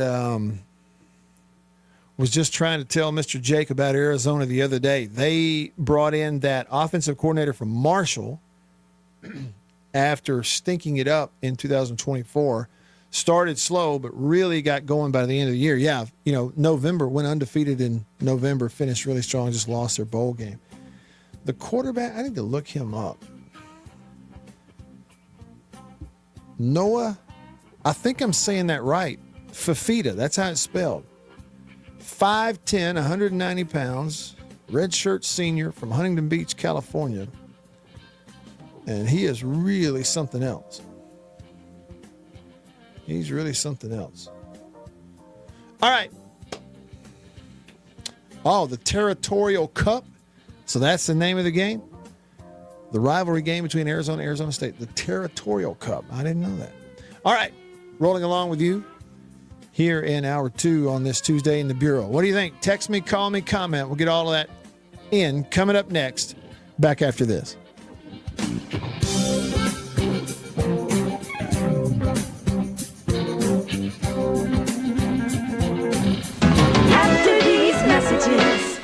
We'll be right back. Farm Bureau Insurance in Mississippi. Local agents in all 82 counties.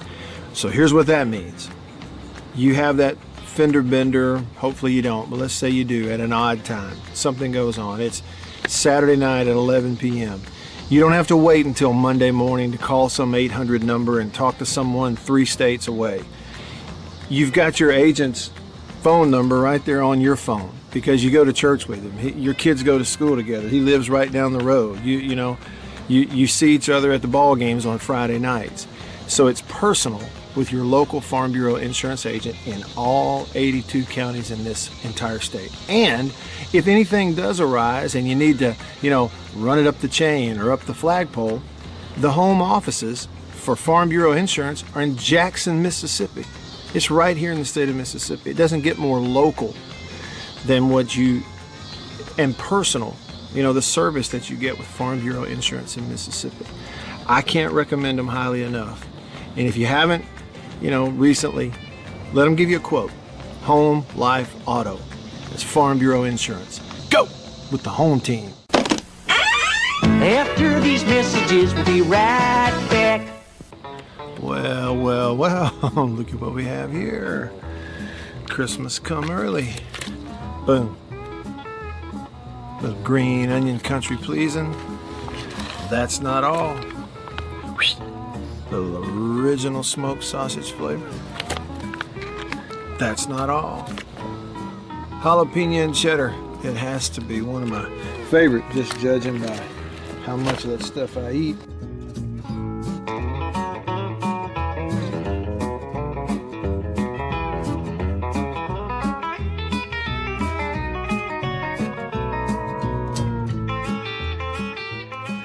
Oh, can't forget. Andouille. Don't be saying andouille, it's andouille. And last, but not least, pork and pineapple. Bun size, 3 links bun size. Look at that right there. Be careful. Come on with it. It's mine. Come here, jalapeno. Oh, that's all mine. Country pleasing sausage.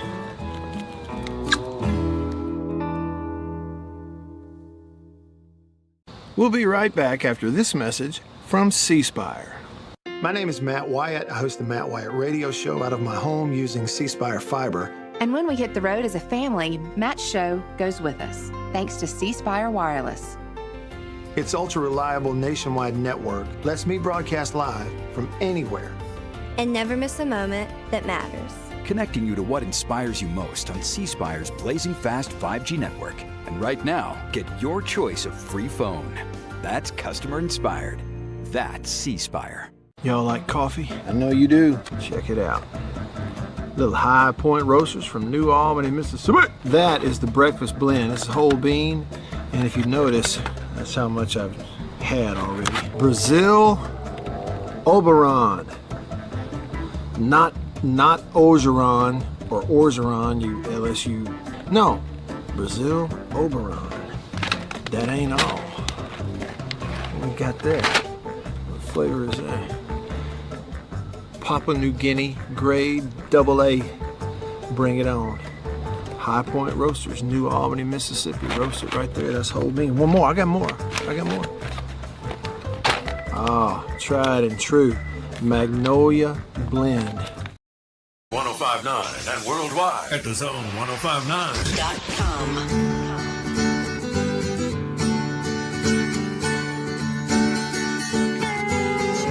Back with you. Rolling along here today on this Tuesday. JS290 on YouTube. You said Georgia recruiting checklist. Number 1, reckless driving.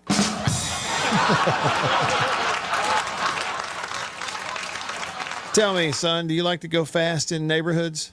All right. We've got a spot for you. Jason in Flagstaff, Arizona. You said Fafita got Jed Fish that Washington job.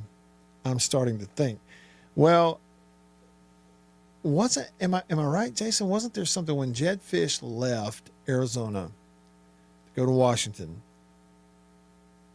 Don't I remember something where he thought he was taking Noah Fafita with him, and then at the last minute, like Fafita was like, "Nope, stay in here, I'm not going." Maybe I misheard that or misremembered. But the guy, look, okay, so here's the quarterback at Arizona, Noah Fafita. He's coming into this year as the nation's active career passing touchdown leader. He's thrown 73 career passing touchdowns. That's more than anybody else career in the country. Now get this. He's one of just 5 senior quarterbacks in the FBS who have spent their entire career at the same school. I mean, I'm reading it here. And so, I mean, think about what that statement is saying. Like we just got to talking about, we ignore the landscape of college football talk, like Kirby Smart's tired of hearing of it. But look here. This guy at Arizona is one of just 5 redshirt senior quarterbacks in the entire football bowl subdivision who has spent their entire career at the same school. How many schools do we have? Was it 120, 130? And you got 5 guys in the whole country who've gone to one school and stayed at one school. Mind-blowing how different it is now. He's the only quarterback on the preseason All-Big 12. He started all 13 games last year for Arizona. One of the best passing seasons in program history. He was only the second player in Arizona history to serve as the primary QB for 2 9-win seasons. Last year, he was 275 of 428. Well, that's a little better than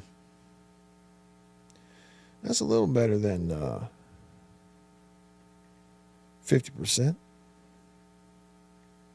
I'll tell you what it is.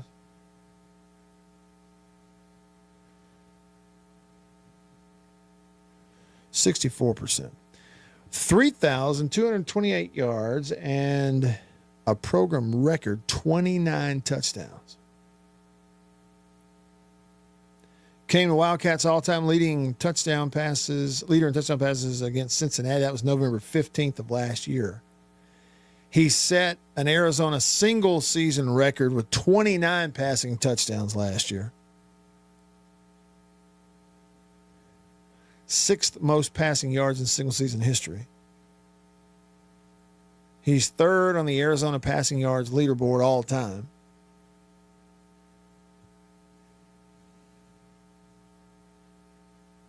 Big 12 offensive player of the week. All right, let's see. What else? Tied the Arizona single game program record for completion percentage. He went 24 of 26. That's 92.3% against Houston last year. I know some guys, hand up, who had a hard time going 24-26 in practice, let alone in a ball game. Yeah, the kid's impressive. Doing it all at 5'11". Well, 5'10", 190 pounds, they list him on a website. You did not have to be big and tall to be able to play, do you? Man. Yeah, so we'll see, we'll see what it equates to this year. Loyal guy, one of only 5 senior quarterbacks in the entire country who've spent their entire career at one school, at the same school. Everybody transfers after a little bit. He's fun to watch, I know that much. So anyway, there's Arizona. 2 teams today on the countdown of 80 teams in 80 days, Arizona being one of them. I took a look at their schedule. Oh, I know. Yeah, I forgot. We'll take a look at rules changes. Mention that to you. McDade, the coordinator of officials for the SEC, has been doing the roundabout at SEC Media Days, giving interviews and all that stuff. And so I watched a little bit of that. It kind of made the light bulb go off, and I thought, okay, that's something I have not. I mean, we talked about it when they proposed these rule changes, but then they voted them in March. And it's not a lot of them, rule changes, but there are a few significant ones. One particularly that's a big deal with targeting. And so we'll make sure that we cover that here today before we're done. Okay, Jason, you said regarding Fafita and Jedd Fisch, who, then he got the Washington job. You said Fisch tried his best to take that whole 2023 Arizona team with him to Washington. Fafita, McMillan, the wide receiver, I think a couple of reserve linemen are all that didn't go. I see. So him, the quarterback, the receiver who became McMillan, he became a first-round pick, didn't he? Great player. I remember when, we played him. Yeah, I'm trying to see what round they took him in. Toria McMillan, big-time player. And you could see it whenever State played him 2 different times, 6'5", 212. But what round did they take him? He was the 2025 AP Offensive Rookie of the Year last year for the Panthers. Big-time player. So it helps you stack up passing stats when you throw into a guy like that, right? But you're saying that Fafita and this guy stayed. He was drafted, in the first round, 8th overall out of Arizona, and then had a big year last year. 17 games for the Panthers, 70 catches, 1,000 yards, 7 touchdowns on the year. And I'm like you, JS290, respect to players who stick around and persevere. Total respect. A guy like that, and I know that there is money involved, okay? So you get paid to stay. It's like pay to play, pay to stay. I get it. But still, to work it out and to stay and play for one place, I got respect for that. I think fans, media alike, we need to do our job to really praise those guys and and hold that up on a pedestal a little bit, because I think that's what everybody ought to be shooting for, as opposed to the constant turnover. But anyway, respect for him. I wonder who the other 4 are.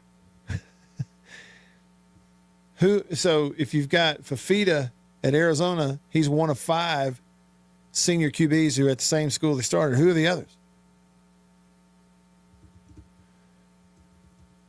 Is that something the internet would know?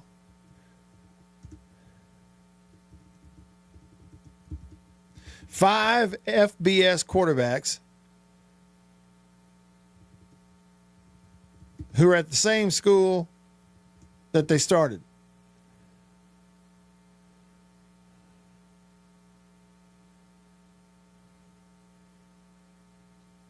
Can't find it. Can't find it. So it didn't just pop up. It went back. Yeah, I mean, I tried that. JS290. It said ask the AI. I mean, I just typed it in and I don't see it.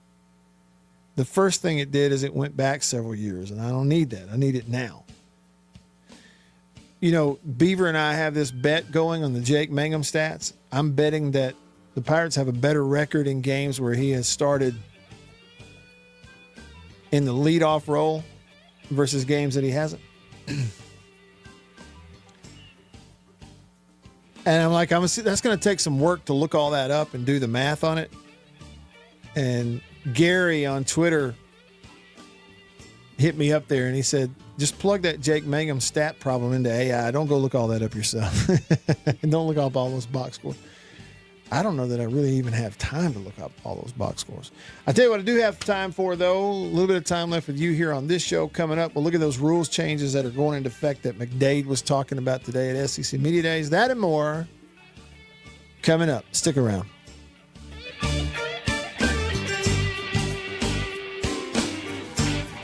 After these messages, we'll be right back.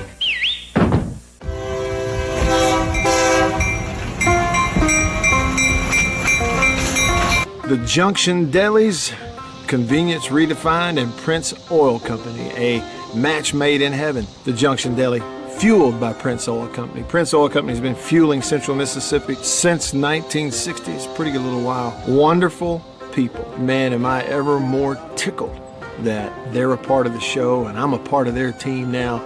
As you know, if you listen to the radio show, I've been to the Junction in several different places around the state.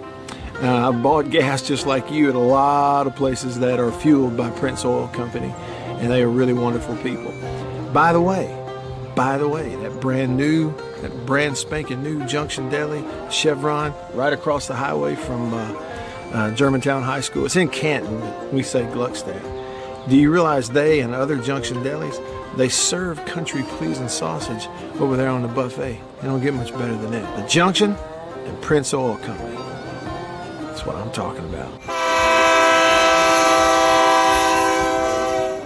We'll be right back after this message from C Spire. My name is Matt Wyatt. I host the Matt Wyatt radio show out of my home using C Spire fiber. And when we hit the road as a family, Matt's show goes with us, thanks to C Spire Wireless. Its ultra-reliable nationwide network lets me broadcast live from anywhere. And never miss a moment that matters.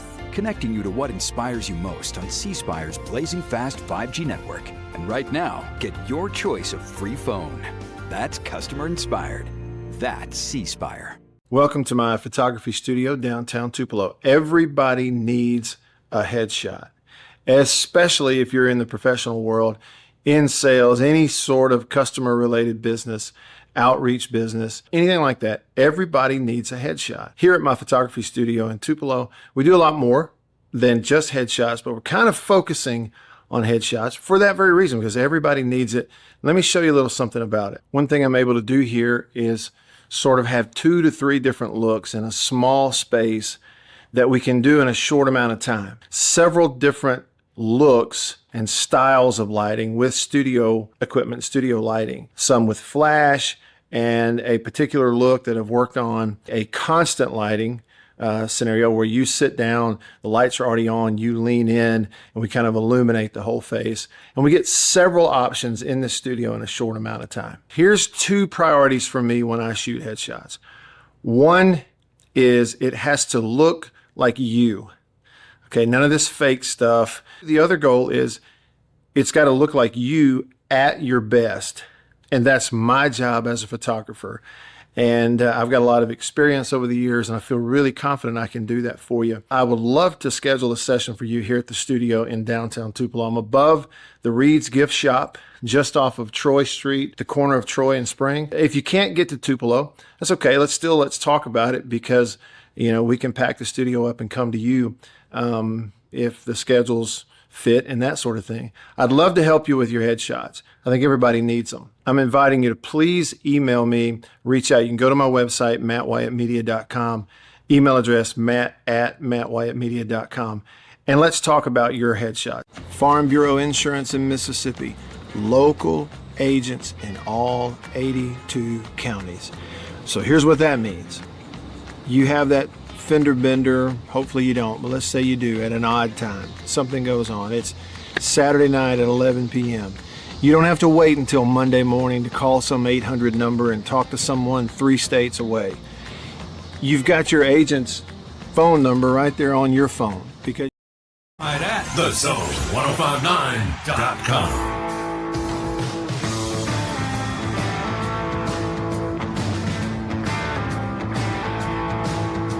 All right, back to you. In the Bureau. Staying connected to you because of C Spire, the #1 network in Mississippi. C Spire, customer inspired. Check out the One Plan. You can see that at cspire.com. One as in number one, numero uno, O-N-E, the One Plan. You take your fiber to the home internet, wireless, bundle it up in one plan. It's a great deal, too. I don't know that they've ever done anything like that before at C Spire. It's all new this summer, so check that out at cspire.com. Jason, you said on the Country Pleasing text line, McMillan was a big part of why they had to get a new offensive coordinator. They got in trouble just chucking up prayers to a guy and doubling triple coverage. Yeah, well, a receiver like that will make you want to do that, kind of use that as a crutch. Hey, just throw it to 4. Put it up and get it up, yeah. Or, if they're on top, throw it back shoulder and get it elevated and let him go get it. If they're behind him, if he's even, he's leaving, throw it up the field and let him go get it. It's tempting when you got a player like that for sure. All right. If you didn't know, like I say, I heard John McDade, the former SEC official who's now the coordinator of officials, talking about it in interviews today in Tampa. Rules changes for this coming season. They proposed them. They voted them in back in March.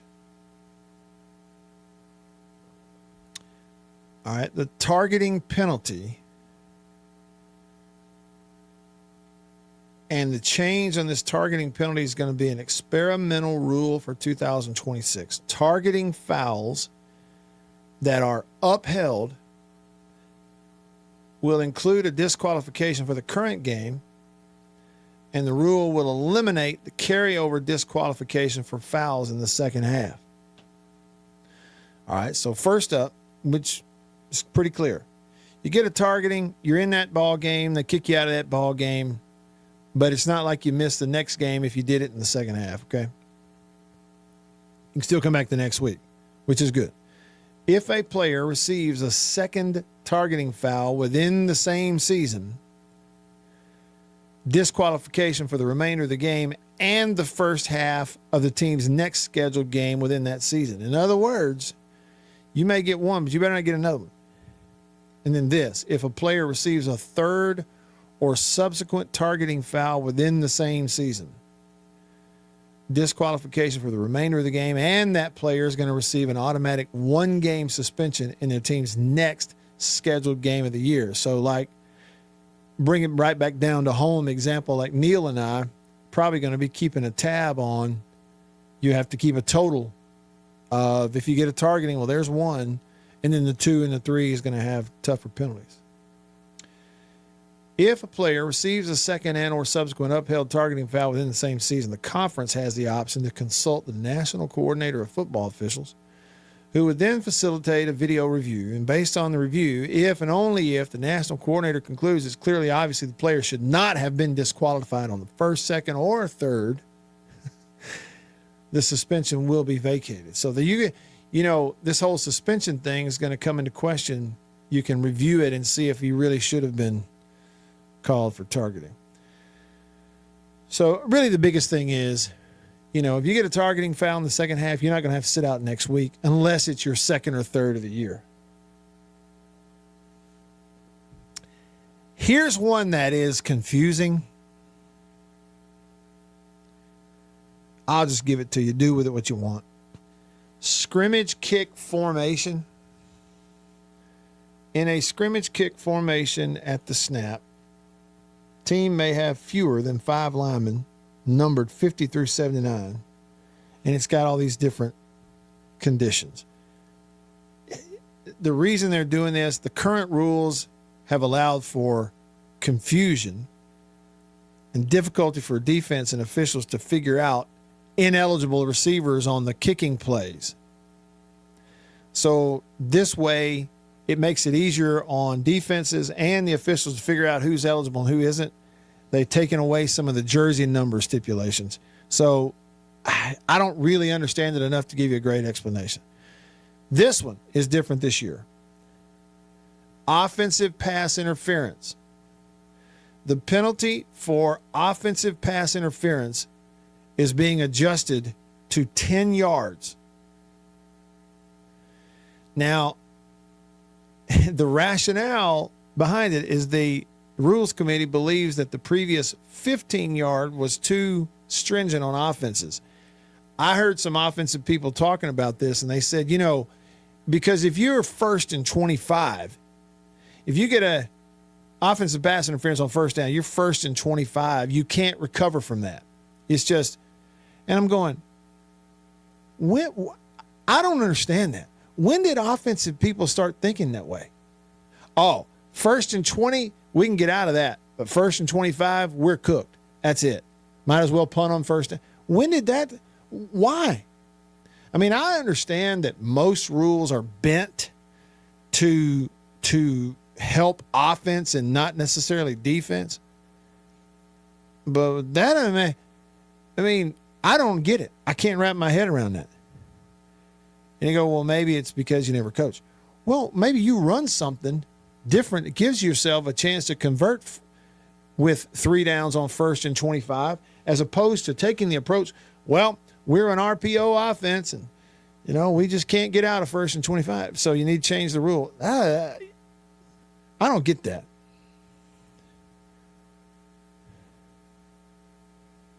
I mean, I don't get it. But they did it. So offensive passive interference is only going to be a 10-yard penalty. And I guess, part of the thinking too, maybe that, okay, well, if you're going to put an emphasis on pick plays, everybody's running mesh and pick and rub routes and stuff on purpose.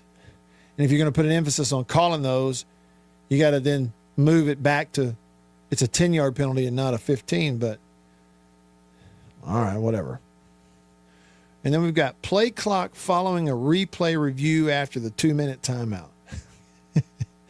So the last 2 minutes, we've had a replay review, which has slowed everything down and all this.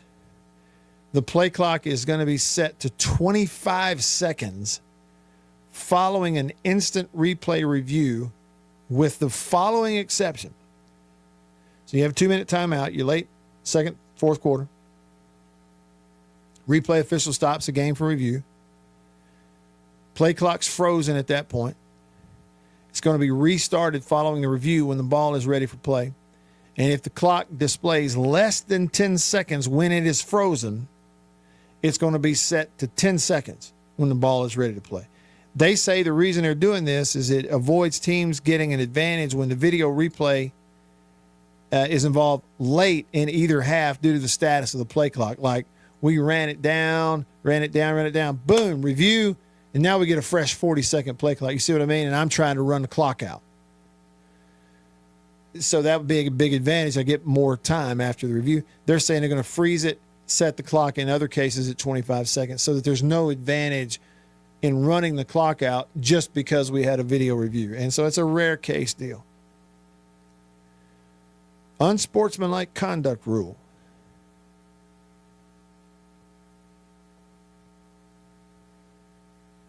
It's staying the same. And then additional coach replay challenge. Approved change. A head coach initiates a challenge by taking a team timeout before the ball is next legally put into play, informing the referee that they are challenging the ruling of the previous play. The head coach has 2 replay challenges a game. If a coach wins at least one of their 2 challenges, they get a 3rd challenge. So again, talking about keeping score during the game on stuff. A challenge can only be made if the team has a timeout remaining and available. If the challenge is successful, the team's timeout is not going to be charged. But in other words, you get one right, you get two. You get one right, you get a third. The committee believes including an additional replay challenge is appropriate, and in the cases a challenge is successful, teams should be rewarded for that. There's only one more. It's a fair catch rule. We can go over that tomorrow, but we're out of time now. Appreciate it. Enjoyed it today on this Tuesday. Thank you all for being here. For Beaver, I'm Matt. All of us here on the show in the Bureau. See you tomorrow. Same time, same place. See you then. See you.